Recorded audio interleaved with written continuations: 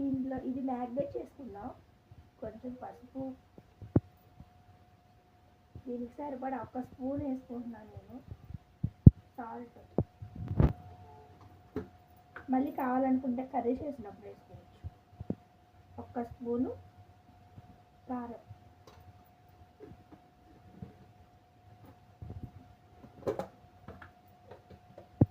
కొంచెం పెరుగు కూడా వేసుకుందాం.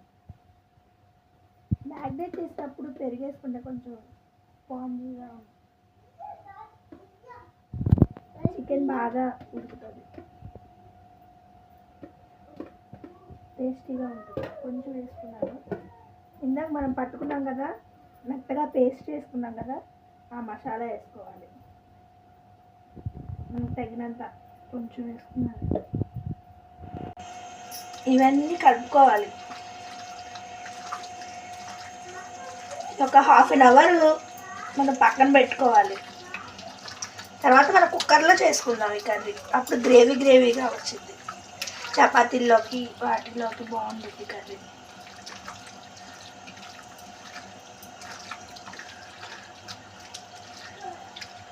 చిన్నపిల్లలు కూడా బాగా ఇష్టంగా తింటారు ఇలా చేసుకుంటే కర్రీ. కారం ఎక్కువ ఉండదు, స్పైసీ ఎక్కువగా ఉండదు.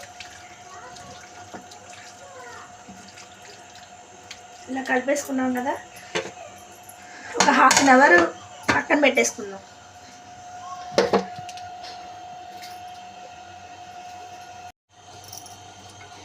చికెన్కి ఇలా పాన్ పెట్టుకొని, నేను కుక్కర్లో చేస్తున్నాను చికెన్ కర్రీ.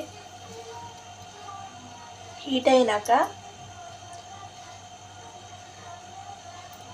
ఒక 2 స్పూన్స్ ఆయిల్ వేసుకోవాలి.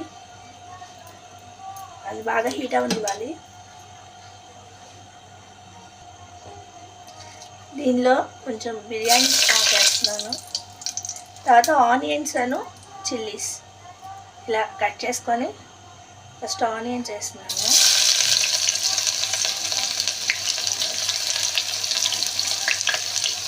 తర్వాత చిల్లీస్,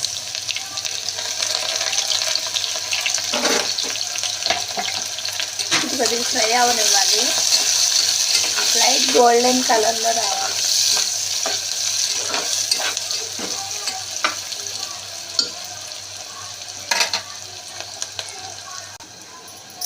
ఇలా కలుపుతూ ఉండాలి. ఇలా లైట్ గోల్డెన్ కలర్లోకి వచ్చింది కదా, ఇప్పుడు ఇది మ్యాగ్నేట్ చేసుకున్న చికెన్. ఇది బాయిలర్ చికెను, అందుకే కుక్కర్ పెడుతున్నాను.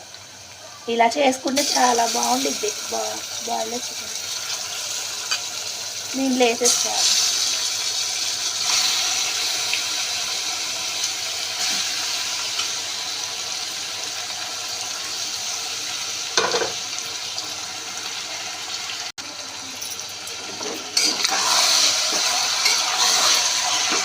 కలిసే వరకు ఇలాగా కలుపుతూ ఉండాలి. దీంట్లోంచి వాటర్ రిలీజ్ అయ్యే వరకు కలుపుతూ ఉండాలి.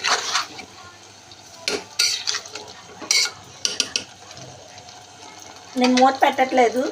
మూత పెడితే పచ్చి వాసన ఉండిద్ది కాబట్టి మూత పెట్టకుండా ఇలా ఫ్రై చేసుకుంటూ ఉండాలి వాటర్ రిలీజ్ అయ్యే వరకు.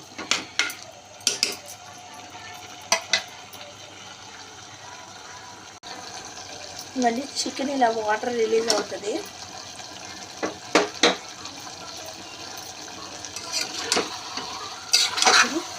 కలుపుతూ ఉండాలి.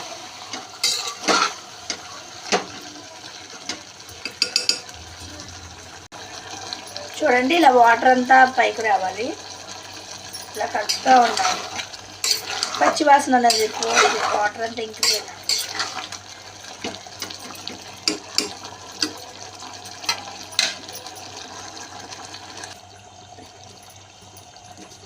ఇలా వాటర్ అంతా బయటకు వచ్చేసింది. స్మెల్ పోయింది, మసాలా స్మెల్ పోవాలి, పచ్చి వాసన పోయింది కదా. దీంట్లో కొద్దిగా మనం తీసుకున్న పుదీనా కొత్తిమీరలో దీంట్లో కొంచెం కొంచెం వేసుకోవాలి. కొంచెం పుదీనా, కొంచెం కొత్తిమీర, ఒకసారి మిక్స్ చేసేద్దాం.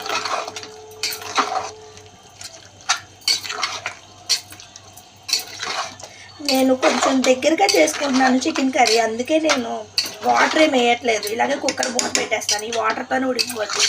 ఇంకా కొంచెం గ్రేవీగా కావాలనుకుంటే, పులుసులాగా అలా కావాలనుకుంటే మళ్ళీ మనం ఒక గ్లాస్ వాటర్ వేసుకోవాలి. నేను ఇలాగే పెట్టేస్తాను మూత. దీనిలో చికెన్ మసాలా వేసుకోవాలి. ఇది నేను ఇంట్లోనే ప్రిపేర్ చేశాను. ఈ చికెన్ మసాలా కావాలంటే నేను మళ్ళీ ఒక వీడియో చేసి పెడతాను. ఒక 2 స్పూన్స్ వేసాను. ఇంట్లో చేసుకున్నదైతే టేస్ట్గా ఉండిద్ది, కర్రీస్ అన్నీ బాగుంటాయి. ఇలా కలిపి మిక్స్ చేసేసుకొని ఈ పుదీనా కొత్తిమీర మొత్తం వేసేసుకుంటున్నాను.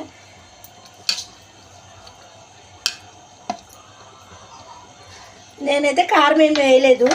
మీకు కారం నేను స్పైసీగా చేయట్లేదు, కొంచెం తక్కువ స్పైసీగా చేస్తున్నాను. మీరు ఉప్పు కారం అన్నీ చూసుకొని కావాలంటే కొంచెం వేసుకోవచ్చు.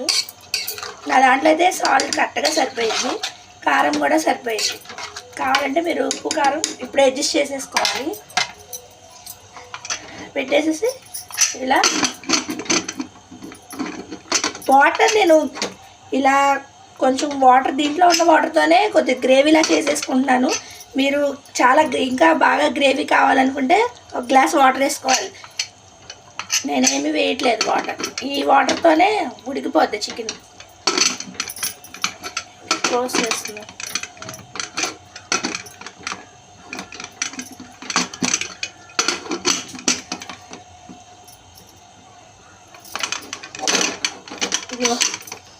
నేను 3 విజిల్స్ ఉంచుతున్నాను. ఈ వాటర్తో ఇంకా 4-5 విజిల్స్ ఉంచితే దగ్గరికి మాడిపోతూ ఉండిద్ది. 3 విజిల్స్ సరిపోతాయి. మనం తీసుకున్న చికెన్ని బట్టి ఉంచుకోవాలి.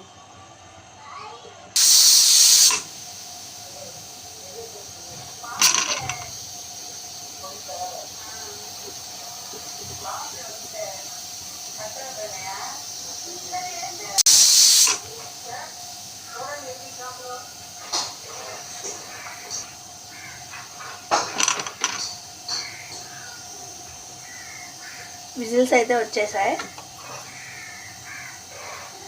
ఆఫ్ చేసుకున్నాను స్టవ్. కొంచెం సేపు ఆగి తీద్దాం. చూడండి ఇలా ఉంది కర్రీ, గ్రేవీ వచ్చింది. మనం కావాలనుకుంటే ఇలా ఉంచేసుకోవచ్చు. ఇంకా దగ్గరికి రావాలనుకుంటే ఇంకొక 10 మినిట్స్ పొయ్యి మీద అలాగా, ఇంకా కుక్కర్ పెట్టకుండా విడిగా ఇలాగా ఉడికించుకోవచ్చు. నేనైతే ఇలా ఉంచేస్తాను.